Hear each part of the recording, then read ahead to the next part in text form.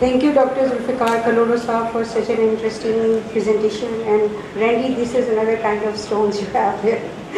So now we will move to the last speaker of our conference today, Dr. Kalimullah Lashari, and we will be discussing mystery जो कि अकबर के birth place के बारे में है और उसके बारे में काफ़ी रिसर्च तो हुई है, बट अभी तक हम कंफर्म नहीं है कि वो मिस्ट्री सॉल्व हो गई है या नहीं. लेट्स सी अगर डॉक्टर कलीमुल्लाह लाशारी ने वो मिस्ट्री हल की है या नहीं. वैसे तो little bit about doctor Kaleem Lashari, but I think that he needs no introduction.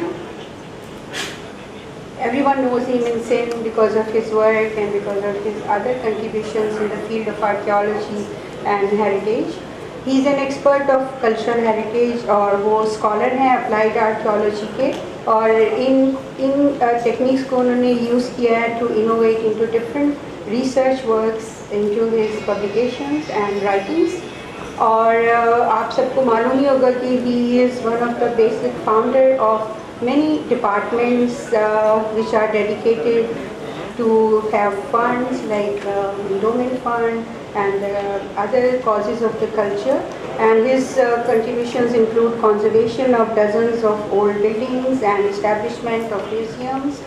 इसके अलावा उन्होंने वो काफ़ी हाई लेवल कमिटीज़ पर भी काम कर रहे होते हैं. Is part of those committees influencing the physical heritage of Sindh Balochistan.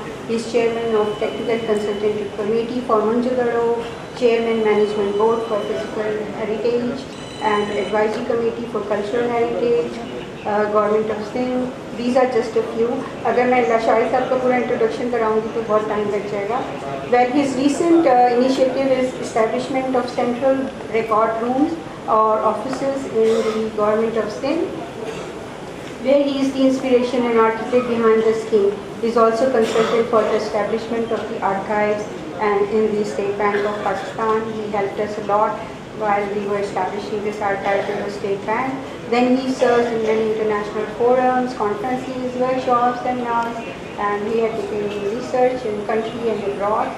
So I won't be taking too long. उनको introduce कराने के लिए, I'm sure all of you know him very well. So now I would like to request Dr. Lashari to please come. France, birthplace of Akbar, who is normally dubbed as the Great Mughal.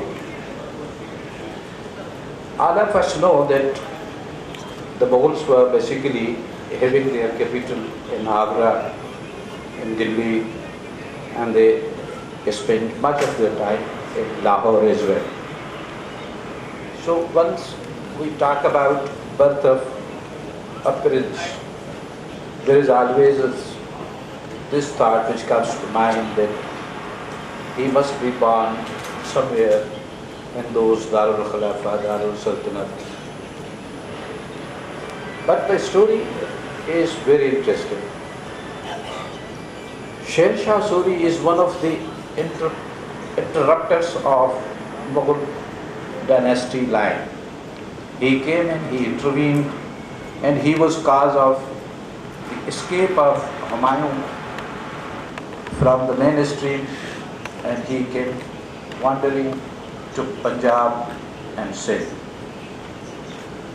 He was dethroned, not in a very legal manner, but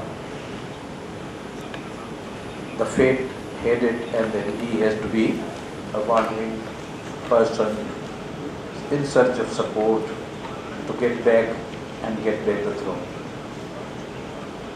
He was promised by the Rajasthani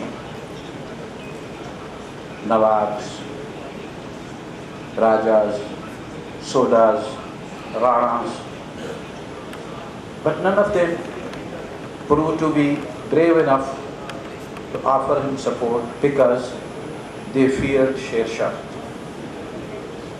This was the only reason that he went from Malwa to Jodhpur to Bikaner, but was refused assistance. It was only in Umarkot that Rana Barsha was all help to him.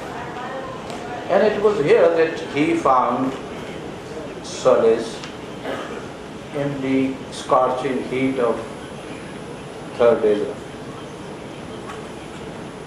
Now, Humayun's stay in this part of the world, Rajasthan and then Fatehpur, was extended to more than a year.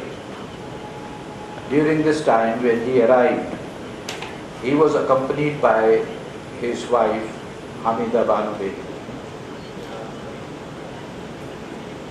Hamida Banu was at that time expecting her child. Now when he arrived at Umarkot,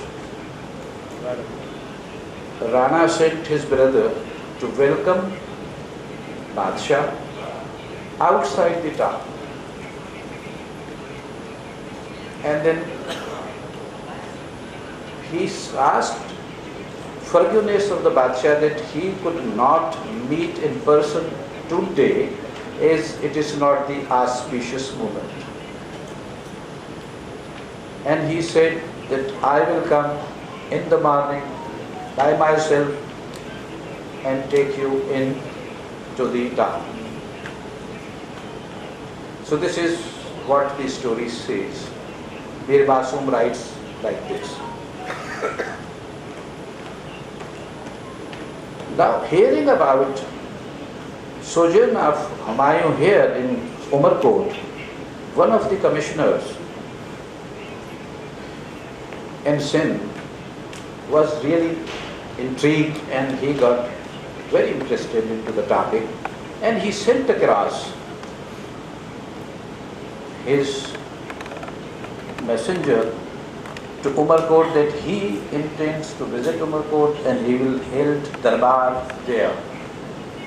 And it was arranged, and Badshah Sahab, the Commissioner Sahab, went to Umarkot and he held a darbar in the expenses of the Umarkot outside the town.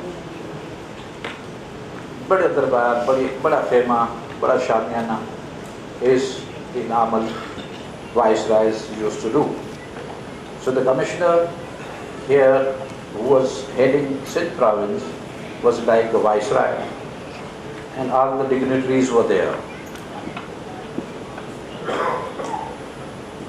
And this canopy stands right at the spot where Commissioner Sahab held his darbar. After the proceedings, then he asked, is any elder person among you? One of the Kumars there, Umar Kumar, precisely stood up and said, I am the elder to all of these. And the Commissioner Sahab asked, do you know where Akbar was born? Umar Kumar said, in all humility, Sahib, jithe tahan bithayo, itte hi Badshah paida the. And this was the beginning of the bit. We know precisely the day, the time, the month and the year of Akbar's birth. But the spot.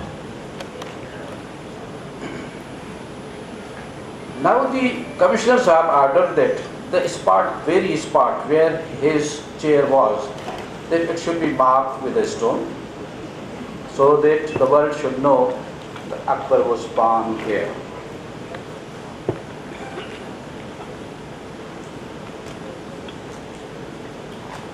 Later, a pavilion was erected there by local of Khiliradi, the area where these proceedings were taking place.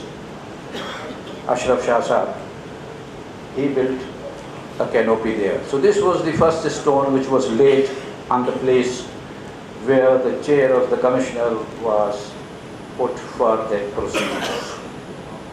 And it says that this is the place where Akbar was born.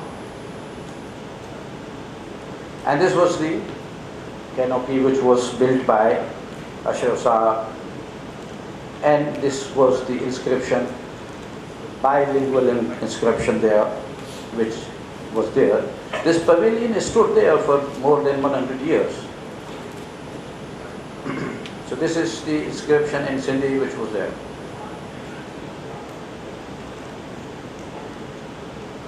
And this is the board by the departments concerned that they have narrated the tale of Akbar's birth in Umarkot on this particular spot.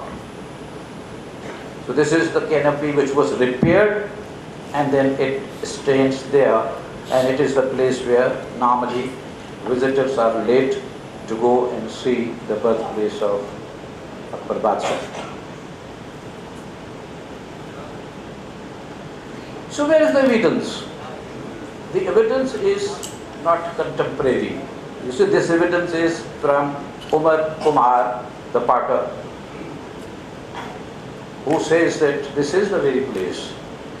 So in his humility, he was not telling the truth. He was not a historian, he was not a scholar, and by any dint of luck, he was not more than a normal South Asian individual who is in the habit of pleasing whosoever is the Badshah. So where from we could find the real evidence to come forward? So this is the time and date of the birth of Badshah Sahab, and the story is that when Humayun was told that he has begotten a baby child, a boy, then he had looked around. He wanted to distribute alms. He wanted to make merry. He wanted to be happy about it. He was not present in Umarkot. Second thing. Third thing, that he asked one of his prime attendant, Johar Aftabji. He just looked at him, and Aftabji brought a vessel containing of ether, mushk, fragrance, and that vessel was broken, and then Badshah put finger on and touched every attendant's forehead. And Johar Aftabji writes that this was the beginning of the fragrance which spread to the whole world. So this is the narrative which is available within those sources. But where actually the birth took place, the question is, where the event took place? When Humayun arrived at Umarkot and he was made to stay overnight outside the town, he had to camp there. In the morning, Rana Prasad came in and then took the whole in charge of the king inside the town. The Rana ordered that these visitors, these mehman, if they are purchasing anything, they should be given every commodity at half of the price. So the whole town was opened up for Humayun and his colleagues, and this was the merriment which was happening in the town. It shows the defiance, the Rana Prasad shown the courage to stand against Sher Shah Suri. Within few days, Humayun realized that this smaller territory and this chieftaincy could not sustain the large body of his colleagues. So he has the designs to move out and offer some resistance to Shah Hassan, who was sitting in Thatta. So he asked Rana Prasad that I need to give battle to Shah Hassan and I can't wait here. And it is your sweet will if you want to come with me or stay back. Rana Prasad said that my fate is your fate. So I need to come with you.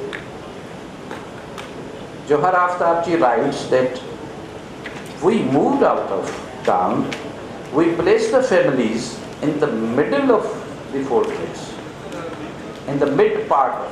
Precisely he locates that, as you know, that these fortresses which are the residential palaces and also somehow they have the credentials to be the defense mechanism as well, have three parts.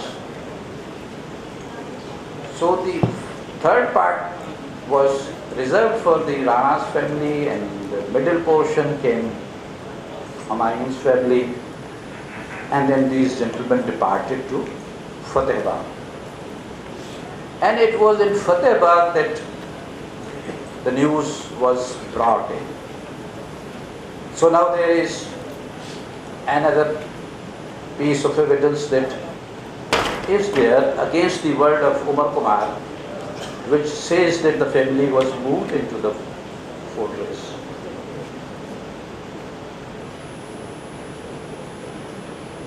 So the present fortress which is there may have been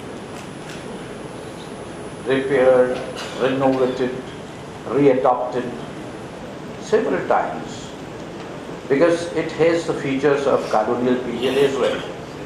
So we cannot trust that this is the same fortress, same building, standing together. It can't be. It shouldn't be. It is not the time.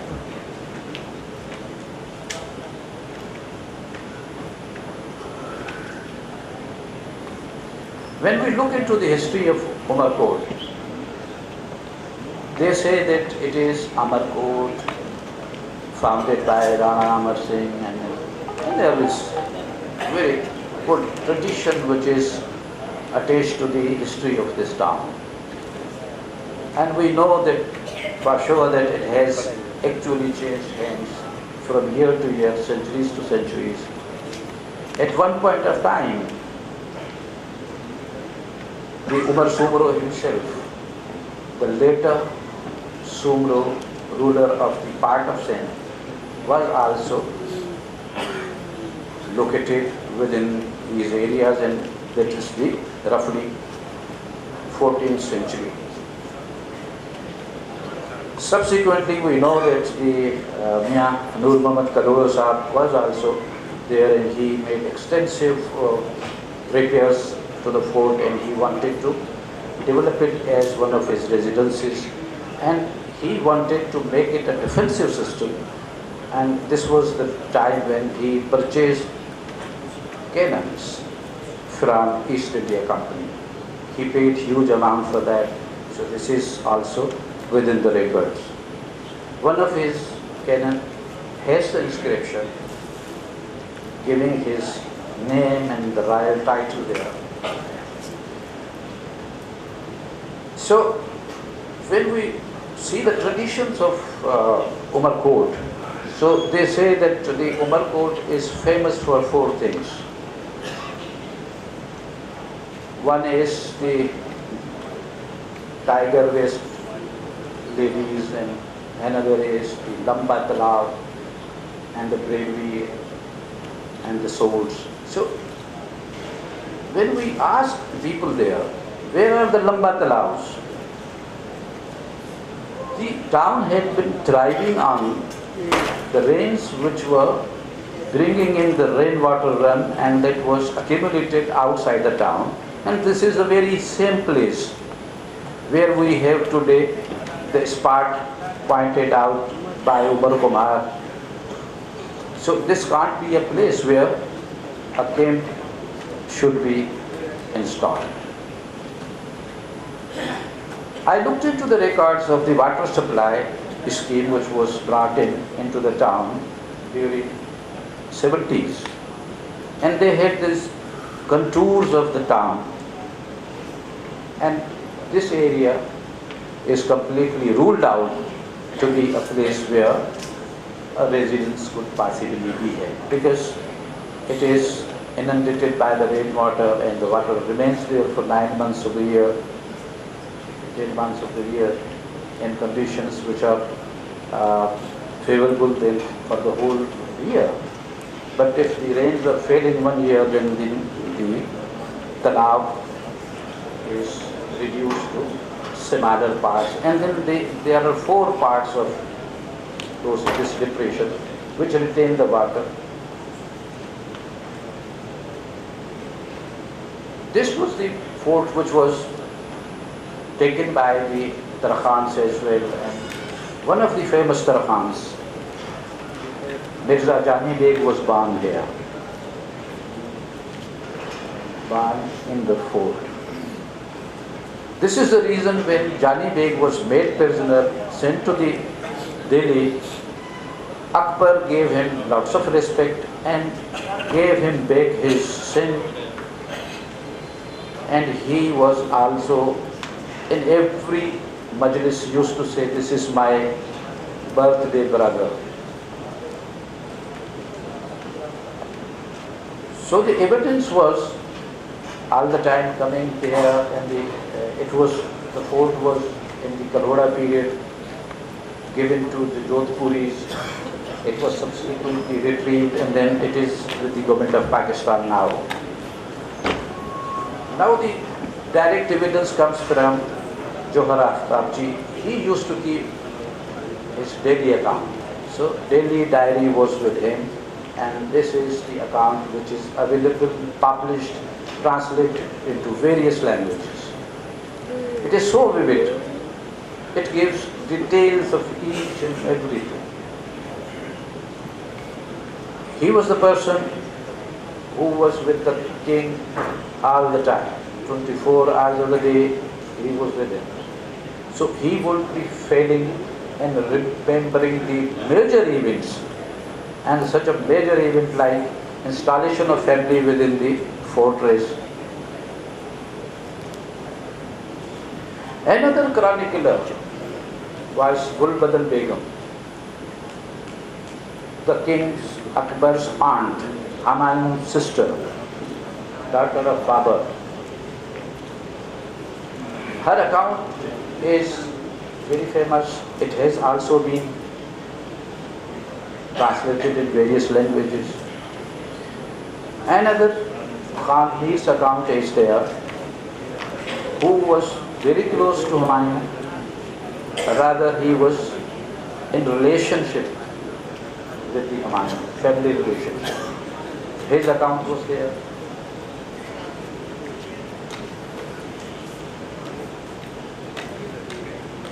Humayunama is the Gulbadal Begum's account, which is published and available there.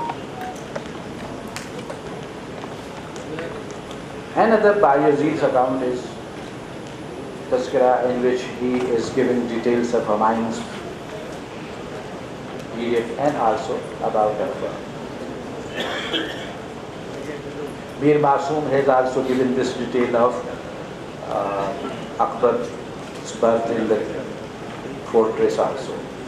The later period historian Mir Ali Sher Khan has in detail written about and confirmed that the Pasha was moved into the fortress.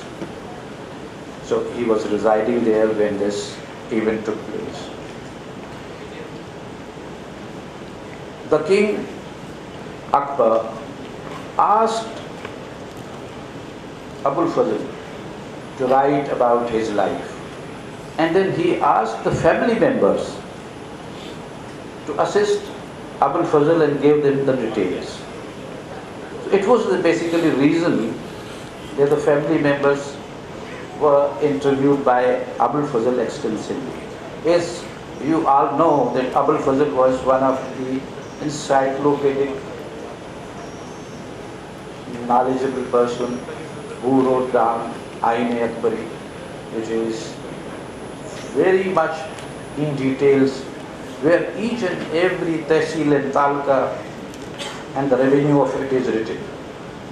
and he has also described interesting events of the time, and he has also introduced the details about the interesting features in the buildings. So we couldn't believe that Abul Fazl could have failed in his duties to have said this. Akbarnama is still available for everybody to see, read and understand. Another aspect, another evidence. The Mughals took great interest in miniature paintings. And it was the Mughals who actually brought in the workshop within the royal palace. So it was actually the imperial establishment that these miniature painters were working. And Humayun himself put an emphasis that every picture, every painting which is made should have the correct details. During this march to the Umarkot, a bird was found which Humayun had not seen before. So he asked the court painter to paint that big bird, and it is given in Aftab Ji's Roshnamcha that yes, it was made efforts even during when they were escaping from Jodhpurians who were following them by putting poison into the well, and they were thirsty and they wanted to reach the place where they could have water. In such circumstances, the Badshah sat down and asked the court painter to paint that particular bird in details. So the emphasis of the Mughals on miniature painting was great. And if we look into the miniatures which are available, Akbar desired that his Akbarnama should also be having this illustration. Here is one of the miniatures showing the celebrations of Akbar's third birthday. So you can look into the architectural details, the dresses, and the activity which is surrounding the whole event, the festivity, it is all visible. When Akbar was 14 and Humayun died, so Bairam Khan was the person who put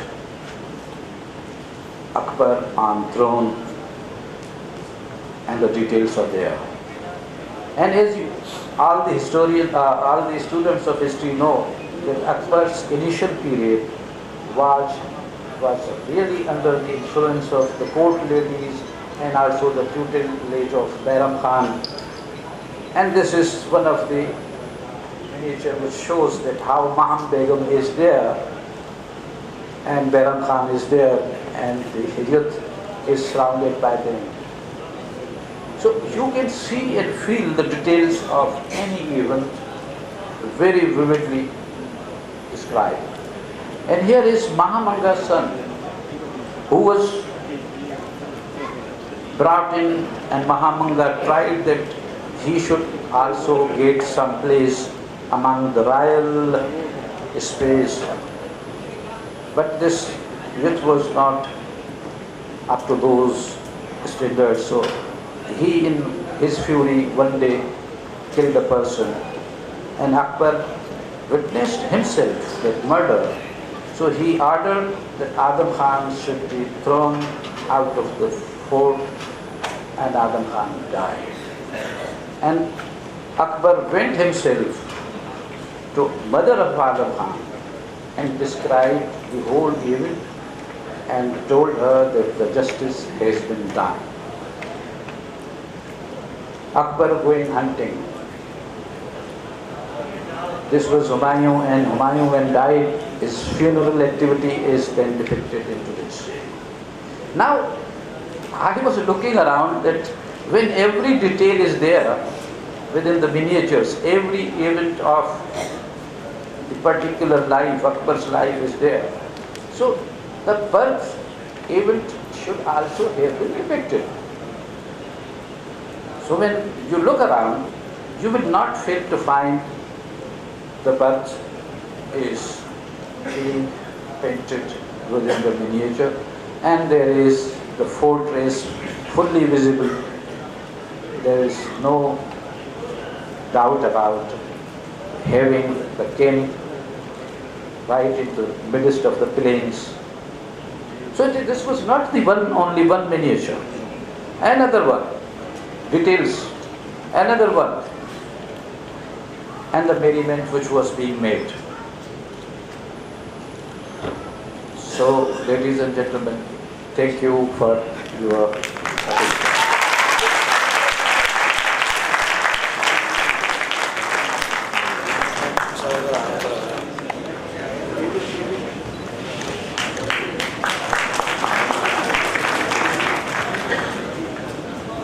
And Dr. Hafiz Jamali sir.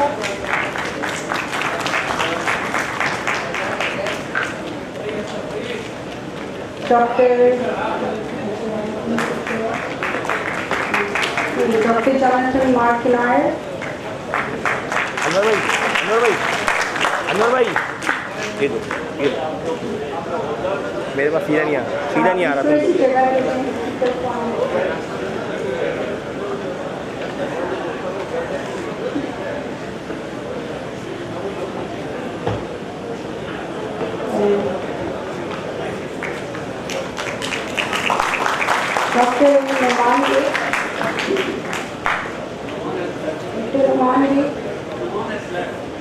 Dr. Rahman, Dr. Randall Rao.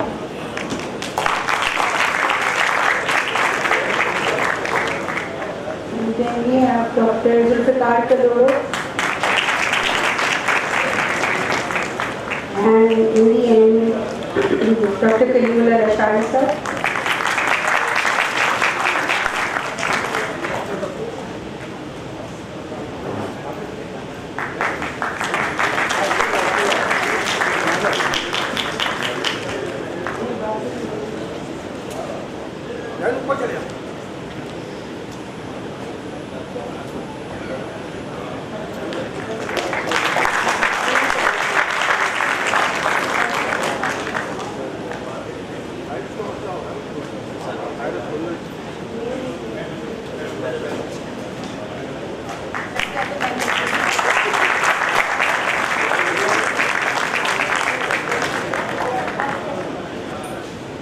In the end, I would request Dr. Altaf Tokyo Saab to please present the vote of thanks. Thank you.